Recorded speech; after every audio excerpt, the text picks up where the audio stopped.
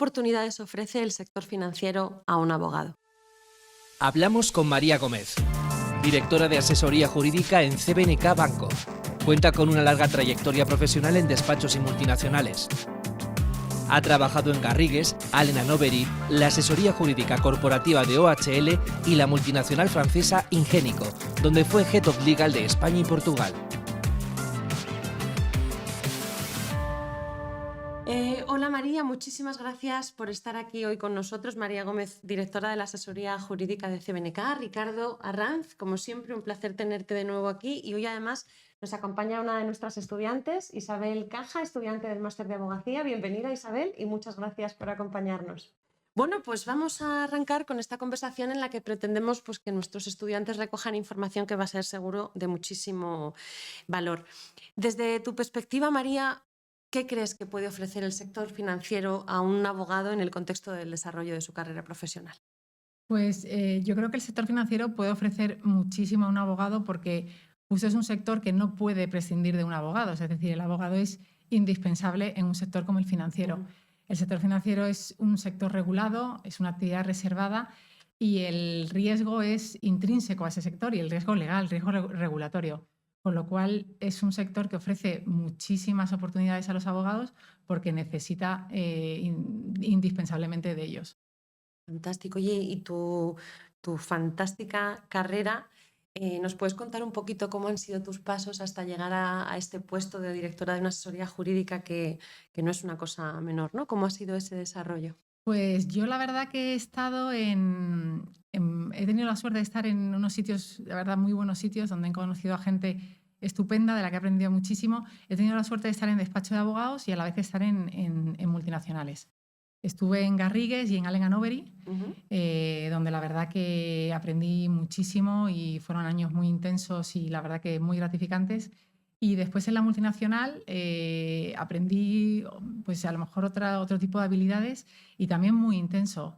Entonces la verdad que he tenido la suerte de estar en sitios, ya te digo, muy buenos y donde he conocido a gente de la que he aprendido muchísimo. Desde luego eso es importante, ¿no? Quienes te acompañan a lo largo de tu carrera y de quienes puedes aprender, que yo creo que es algo que, especialmente en una profesión como la nuestra, que requiere o que la maestría, digamos, te la da la experiencia muchas veces y por lo tanto de quien aprendes. ¿Y nos podrías contar, María, cómo es el papel de un abogado en una estructura de un banco? Normalmente, ¿de qué se ocupa un abogado? Tanto en general como si quieres luego concretarnos un poco en CB&K, ¿en qué se materializa? Pues la verdad que estamos en todo, te diría que estamos en todo, porque al final es la actividad financiera, ya os digo, enlazando con lo de antes, es una actividad regulada que el riesgo regulatorio es intrínseco, con lo cual exige que estemos en multitud de papeles, multitud de funciones y de roles, ¿no? Entonces, desde proyectos estratégicos que surgen donde tenemos que estar, porque tenemos que acompañar la estrategia, hasta el día a día de dudas de la red comercial, operaciones de financiación que se van a otorgar. Es decir, en todas las operaciones legales que hace el banco, en todas las operaciones que hace el banco tenemos que estar, ya sean operaciones corporativas, estratégicas, de negocio, de todo tipo. O sea que, claro, te iba a preguntar si realmente participáis en decisiones estratégicas, pero claro, más bien es que todas las decisiones estratégicas tienen un componente legal, ¿no? Una visión legal y por lo tanto ahí estáis. De hecho, a mí me gusta enfocarlo como que la función legal es estratégica en un banco. Es decir, al final tenemos la estrategia para poder implementarse, tiene que ir acompañada de la función legal. Porque ya os digo, actividad regulada, todo es muy sensible, no se puede dar nada por sentado y entonces pues tenemos que ir de la mano. Y desde la perspectiva de gobierno corporativo entiendo que también hay un nivel muy elevado de implicación.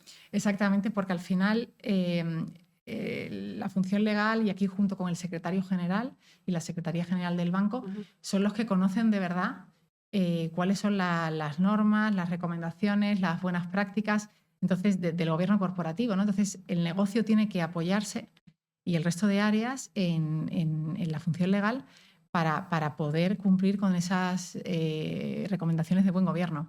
Entonces es fundamental. En el caso de la entidad financiera, por lo tanto, es un apoyo constante a lo largo de toda la vida, digamos, Sí. toda la vida operativa, todo el Sí. diario Sí, de la sí. entidad financiera. Ujú. Pues María, me gustaría que nos contaras un poco de cómo es la asesoría jurídica desde dentro, cuántos sois, las reuniones de coordinación con tu equipo, cómo os relacionáis con otros clientes internos, departamento comercial. Nos cuentes un poco cómo es ese día a día de coordinación, gestión de todo lo más de los asuntos. Vale, nosotros en la asesoría jurídica ahora mismo, contando conmigo, somos 10 personas. Como os digo que estamos en todo, os voy a dar de explicar a ver cómo estamos en todo, ¿no? Por un lado tenemos las comisiones y comités internos del banco, que nos lo exige ese buen gobierno corporativo y tenemos que tenerlo, y después podríamos tener todas las operaciones legales que hace el banco. En esas comisiones y comités siempre tiene que haber un abogado. Siempre tiene que haber un abogado, a veces, normalmente soy yo la directora de asesoría jurídica, otras veces es la vicesecretaria del Consejo, el secretario general, depende. Después tenemos todas las operaciones legales que hacemos. Ahí pues sí que es cierto que organizamos por especialización. Pues oye, las operaciones de concesión de financiaciones, que nosotros llamamos operaciones de activo, bastanteos testamentarías, dudas de la red, proyectos estratégicos. Tenemos abogados que están más especializados en unos temas o en otros y entonces se asignan a esos temas en función de esa especialización. Pero al final, ya os digo, todo el mundo sabe de todo y todo el mundo se apoya en un trabajo muy de equipo. Tenemos reuniones semanales, reuniones internas, donde hacemos, la verdad que ponemos sobre la mesa los temas más relevantes, compartimos cuestiones de interés, cosas que nos pueden interesar a todos y nos ponemos un poco al día todos con todos, ¿no? Para organizar sobre todo también que la información y la comunicación fluya. Y es cierto que muchas veces puedo dar yo una instrucción o la puede dar otro miembro del equipo. O sea, es decir, esto es muy abierto y todo el mundo tiene que aportar.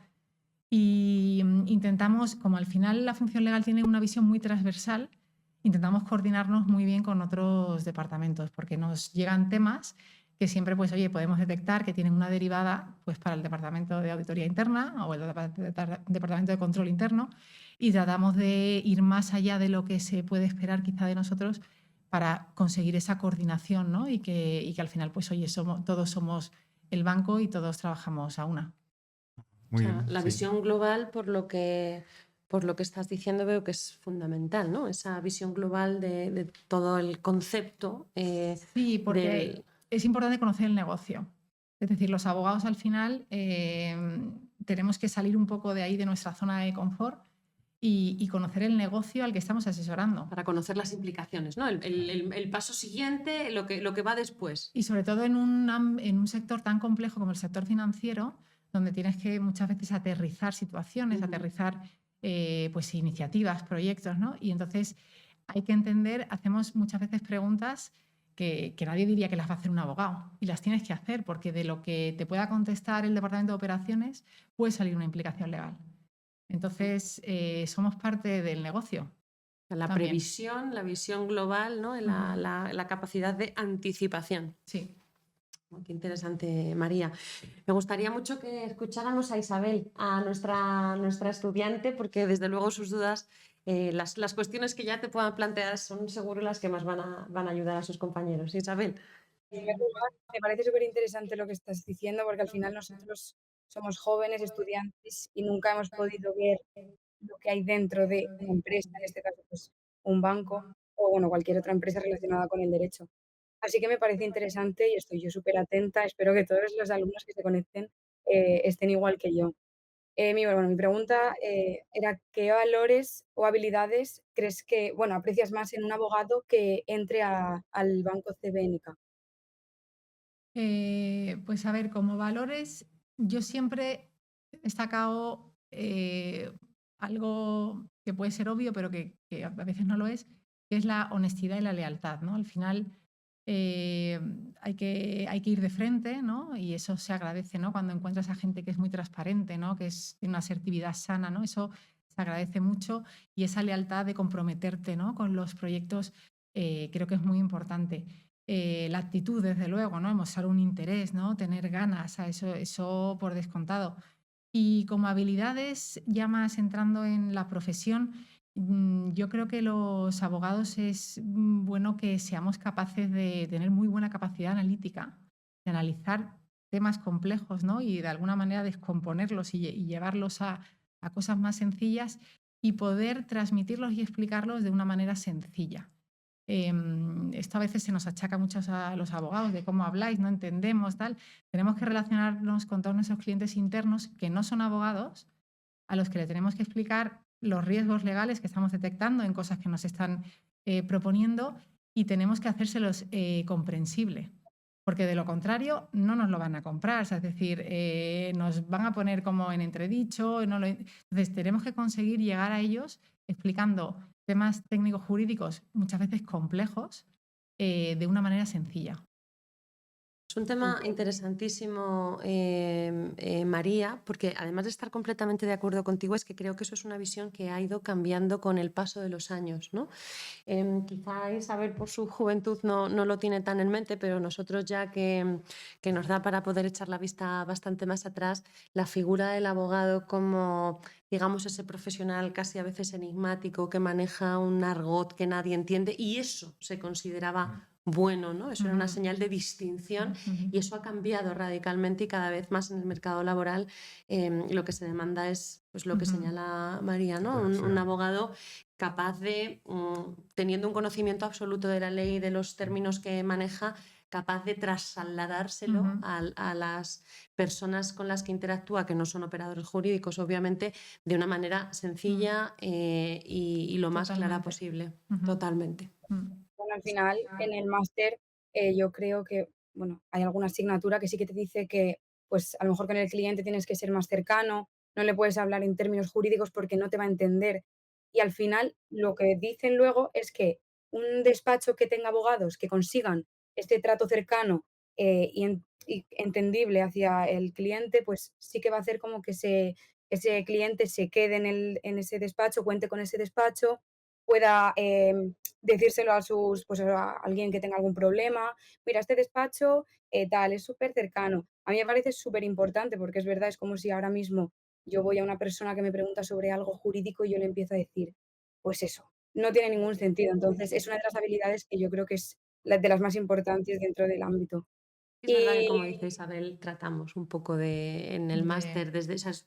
Una de las características de nuestro título es, no solamente del máster de abogacía, sino en realidad de todos, es ser muy conscientes de que nuestros estudiantes se preparan o bien para incorporarse al mundo laboral o bien para mantenerse adecuadamente en el mundo laboral. Y entonces sí que tratamos de trasladarles no solamente el contenido sustantivo, digamos, del programa en sí, sino esas habilidades necesarias que hoy en día llegar a ese contacto con el cliente interno no es solamente soltarle el contenido de la ley, es llegar y tener esa conexión para que te haga caso y se fíe y confíe. También me resulta especialmente interesante escuchar el testimonio de Isabel, que directamente nos como, pues efectivamente en clase nos dicen, bien, ¿no? Bien, esa es la idea. Exactamente. Bueno, la última pregunta que tengo para ti, ¿cómo es el plan de formación del banco para un abogado joven que acaba de entrar en asesoría jurídica? Pues mira, en el banco, cuando un abogado joven entra, se establece un plan de onboarding. Ese plan de onboarding ya lleva cierta formación en cuanto a pues, el funcionamiento del banco, los roles de las diferentes áreas, se les presenta a los equipos. Ese onboarding ya hay cierta formación. Después es cierto que el banco nos da formación sobre muchos temas que incluso a veces es normativa, o sea, no la tienen que dar, pues en relación con prevención de blanqueo de capitales, en relación con la ley de crédito inmobiliario, es decir, también tenemos mucha formación con ciberseguridad, ahora mismo muy, muy en boga. Entonces, hay formación que va de suyo porque es necesaria para la realización de la función y de la actividad. Y después también contamos con partners, despachos de abogados que tenemos que nos asesoran, que la verdad que nos ayuda mucho con cursos, formaciones y tal que nos facilitan y que nos viene genial, la verdad. Que sí, te iba a preguntar justo un poco al hilo de la cuestión que planteaba Isabel, ¿no? ¿Cómo llevabais? Porque entiendo que tenéis que estar permanentemente actualizados. Es un tema, como tú bien decías, regulado, muy complejo, en constante cambio, además, porque yo creo que después del ámbito tecnológico, el financiero probablemente es el que más evoluciona más rápido, ¿no? Constantemente con productos nuevos.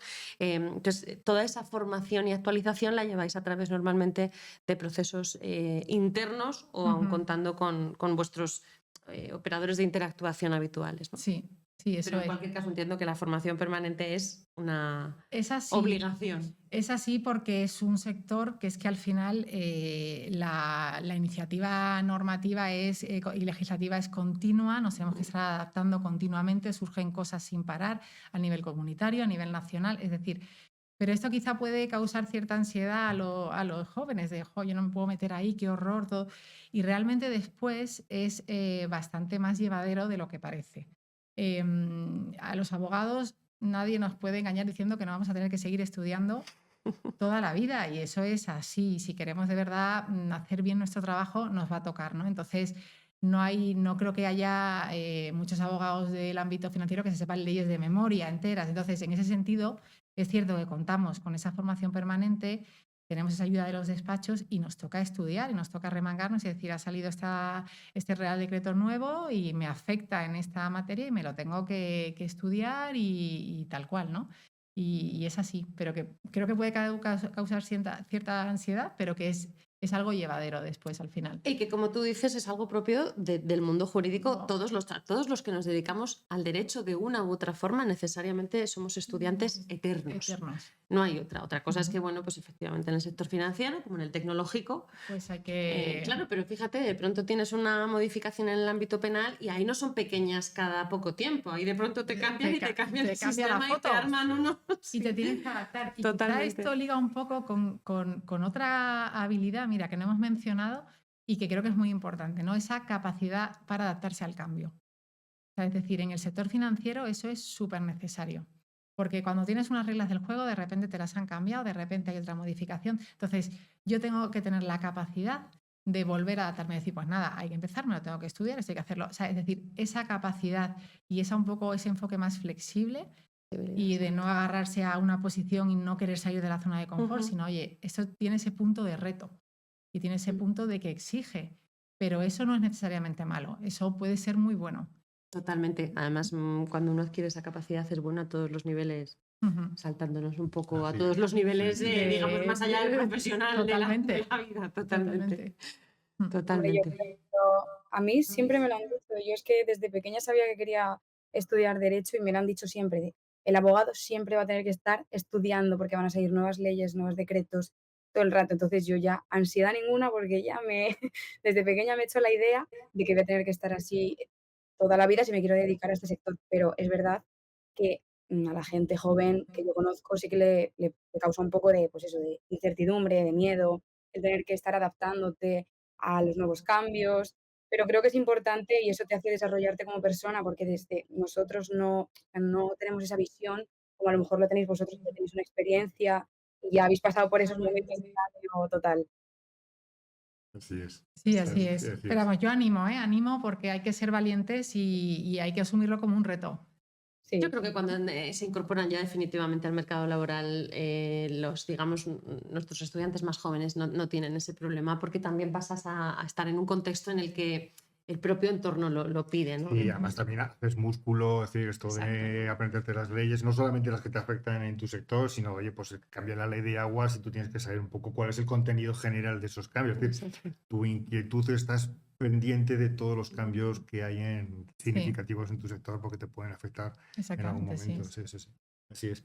Bueno, yo te quería hacer, ahora que habías comentado el tema de los despachos, es decir, vamos a preguntarte sobre el despacho de autoasesoría puertas hacia afuera, es decir, oye, pues cómo es tu relación con despachos externos y operadores jurídicos de control de tu actividad, es decir, cómo te relacionas en esas delegaciones, en coordinación con externos. Pues es cierto que la gestión del abogado externo no es obvia, es decir, requiere de ciertas habilidades si queremos que funcione como debería funcionar, ¿no? Entonces, En el sector financiero, que por nuestra actividad y por nuestro negocio es más complejo, yo creo que la relación es más una relación de colaboración, como una relación de partner, y en la que el abogado interno debe ayudar al abogado externo a aterrizar lo que le está pidiendo y casi con una función también didáctica de explicarle, pues darle la información necesaria y explicarle un poco cuál es, oye, pues nos pasa esto, estas son lo que se necesita y también darle esa información, porque a veces, como esto es tan sensible todo, al final, oye, puede ser que una cosa te cambie el resultado de tu análisis. Entonces, el abogado interno tiene que tener esa visión transversal para transmitirle al abogado externo ni más ni menos lo que necesita saber para poder darte ese valor añadido y eso que tú estás buscando fuera, porque por lo que sea, pues por un expertise mayor que necesitas, no estás pudiendo dar dentro y que eso funcione adecuadamente. ¿Esta conexión cómo la mantienes con esos despachos? ¿Cómo es la coordinación con ellos? Pues la verdad que creo que requiere de una labor previa interna, es decir, cuando tú estás pidiendo un asesoramiento externo, requiere una labor primera interna de análisis de lo que tú vas a pedir.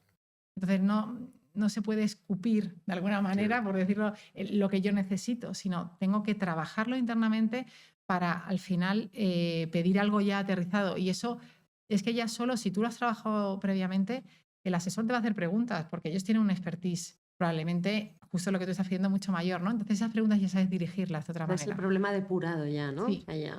Entonces se genera ahí una relación mucho más eficiente y que hace también que tenga sentido contratar asesores externos, ¿no? Porque si no lo haces así, al final pues se te puede ir por honorarios y puede al final no tener sentido, ni a lo mejor responden a lo que tú querías y no se satisfacen las expectativas, ¿no? Entonces yo creo que es importante al final es comunicación y trabajo previo, yo creo. Eso es, totalmente de acuerdo. Otra cosa que te quería comentar, nosotros tenemos un máster de Derecho de los Mercados Financieros en el que, bueno, es el que estamos incorporando contenido sobre inteligencia artificial, es decir, como un poco decir, desde tu punto de vista, decir qué contenido tiene que estar al cabo del día más actualizado un máster como el nuestro del derecho de los mercados financieros en estos ámbitos, el tema de las criptomonedas, la tecnología blockchain, los nuevos activos, es decir, que es un mercado regulándose día a día y de mes a mes, ¿no? ¿Cuál es tu opinión? Pues, a ver, a mí me parece, vamos, estupendo que másteres como el vuestro estéis tratando y dando ya una formación en estos temas que son complejos, son de rabiosa actualidad y han venido para quedarse y que haya alumnos que salgan de vuestro máster ya con una base en estos temas ya es que es un valor diferencial, un valor ya de partida diferencial. Me parece, ya te digo, que en ese sentido me parece una gran idea. Creo que no se debe de perder, por otro lado, tampoco el sentido y la importancia de que al final los abogados tienen que tener una fuerte base en derecho, a la que probablemente esa fuerte base la van a alimentar con este contenido más especializado. Pero la base del derecho, de conocimientos, de fundamentos del derecho, de criterio jurídico, tiene que ser muy sólido, ¿no? Porque al final, cuando se enfrenten a la inteligencia artificial, la inteligencia artificial les va a ayudar, pero no va a suprimir sus criterios jurídicos, esa aportación de valor, esa creatividad que puede dar el abogado, probablemente se va a fundamentar más en su base, ¿no? Entonces, creo que ambas cosas deben ir como de la mano, pero que desde luego que se traten estos temas y que los alumnos salgan con conocimientos en estos temas es ya un valor diferencial. ¿Os estáis viendo muy afectados en el sector financiero por la inteligencia artificial? Bueno, va entrando, va haciéndose su hueco, es que ha venido para quedarse y es otro, aquí unimos otra vez con lo de la capacidad de adaptarse al cambio, ¿no? Esto ha venido para quedarse y nada, y tenemos que hacer uso de ello, pero yo estoy convencida de que no va a suprimir esa creatividad del abogado, ese sentido jurídico. No lo va a suprimir, nos va a ayudar en tareas repetitivas, en trabajo más commodity, ¿no? Como una herramienta. Y es bueno, y el abogado ahí tenemos que hacer uso de las herramientas que tenemos, pero desde luego no va a suprimir, yo creo que ese criterio jurídico que marca la diferencia. Yo creo que todavía no. No sé si en el futuro, no me voy a aventurar porque uno nunca sabe, pero yo creo que efectivamente todavía no. Nos va a sorprender, yo creo que nos va a sorprender. Sí, probablemente, pero creo que tardará un tiempo, ¿no? También tenemos que aprender a manejarla. ¿Qué piensas tú, Isabel? Bueno, pues es que yo tenía una pregunta en base a esto, porque cuando empecé la carrera ya todo el tema de la inteligencia artificial estaba un poco, pues, a la orden del día, no tan desarrollada como está ahora, pero sí que es verdad que a mí me daba miedo decir, es que puede ser que, haya gente que se quede sin trabajo porque esa inteligencia artificial actúe. Entonces, mi pregunta es que si en estos sectores puede ser que en algún ámbito haya gente que en un futuro no se necesite porque exista la inteligencia artificial. Yo creo que podría ser, hay tareas, es cierto que hay tareas más administrativas, más repetitivas, que no requieren quizá de un valor añadido y pudiera ser, Isabel, yo ahí sí que creo que puede ser, pero bueno, habrá que ver cómo evoluciona. Pero yo también os digo, gente que veo que la está utilizando más y tal, yo creo que al final requiere después de una aportación de valor sobre esa base, o sea, es decir, no lo excluye, no lo excluye. Entonces yo creo que es una herramienta y que los abogados debemos hacer uso de ella, desde luego. Y sé que se convertirá probablemente en un punto de valor el tener realmente un manejo, conocerla, conocer las implicaciones, saber Exactamente. cuándo y cómo utilizarla, pero pues como en su día aparecieron otras skills nuevas, ¿no? Que el abogado, Exactamente. como cualquier otra profesión, incorporó a su hacer, ¿no? A su Y de saber. hecho habrá que verlo desde un punto de vista positivo, porque a los abogados tenemos mucho trabajo que es muy repetitivo y al final nos tenemos que ir a jurisprudencia o tal. Y oye, estas cosas probablemente nos faciliten también la vida, ¿no? Entonces hay que verlo desde un punto de vista positivo. En cualquier despacho, la inteligencia artificial aplicada Es te una desocupa el maravilla. 80% y te permite centrarte en lo fundamental, en lo En las cosas importante. importantes, Claro, en la efectivamente. creatividad jurídica, en sentar criterio, en analizar, eso no lo va a hacer Eso y te no, va a ayudar, pero no te va a totalmente. sustituir nunca. Totalmente. Ujú. María, por no quitarte mucho más tiempo, quería preguntarte, ¿no? Que ya es un clásico en este tipo de sesiones, a los alumnos que tenemos cursando el máster de abogacía y que además bueno, tenemos unos alumnos muy aventajados y muchos de ellos hacen otra titulación a la vez, en concreto el máster en mercados financieros. ¿Qué consejo les darías de cara a su incorporación al mercado laboral? ¿Qué les dirías como alguien, bueno, pues ya una experta y muy asentada, ¿no? en un mundo como este? Bueno, yo en primer lugar les animaría porque creo que la profesión es muy bonita y es muy apasionante. O sea, es decir, creo que muchas veces nos dicen, ay, abogados, qué horror, qué tal, todo el día leyendo, pero es muy bonita, es una profesión muy bonita y se ve, y cuando la estás ejerciendo lo ves, es decir, aportas valor, ¿no? Entonces yo en ese sentido les animaría y les diría que tengan muchas ganas, que la actitud es muy importante, que sean valientes y que vayan a por ello, porque teniendo desde luego actitud y esta base académica que esos alumnos tienen, deberían tener todos los ingredientes para tener un desarrollo muy exitoso. Y desde luego, vamos, les diría eso. También que no olviden su faceta personal, porque en la vida somos abogados, pero también tenemos nuestra vida personal y que la cuiden también, porque al final tu vida personal y tu vida profesional te puede llevar a estar súper feliz, ¿no? Entonces, eso les diría. Fantástico, María. Pues yo creo que es un consejo más que valioso, Isabel. No sé si te queda alguna pregunta más ahora que tenemos aquí a María para cerrar contigo. Sí, otra que me ha surgido así. En principio, ¿a ti te gustaba esta rama o, bueno, pensabas dedicarte a esto? Porque, lo digo, pues, porque yo sé seguro desde muy joven lo que quiero, pero a lo mejor, no, pues ya o sea, lo trabajo en ello y, pues, digo, no es lo mío. Y de repente, pues, tengo que pensar en qué tengo que hacer. A ver, tú lo vas a tener muy fácil, Isabel, porque se te ve que te gusta y que tienes ganas. No le pasa a todo el mundo, o sea, hay gente que le cuesta más, ¿no? Fíjate, en mi caso, yo hice la doble licenciatura con empresariales, con lo cual no era tan obvio que iba a ir por derecho. Estaba ahí y en el último año ya estuve haciendo prácticas en Garrigues y me enfrenté a la profesión y me gustó. O sea, le encontré ya un gusto, una gratificación, me sentía bien, me gustaba, quería aprender, tenía interés y ya a partir de ahí ya pues directamente lo decidí y tiré por ahí. pero creo que hay que darle una oportunidad. Es decir, al final, de verdad, creo que hay, también muchas veces depende del sitio en el que caigas, de la gente que te rodee y tal, pero creo que sí que se puede encontrar el gusto por esta profesión, incluso estando dudoso, ejerciéndola para probarla. Totalmente.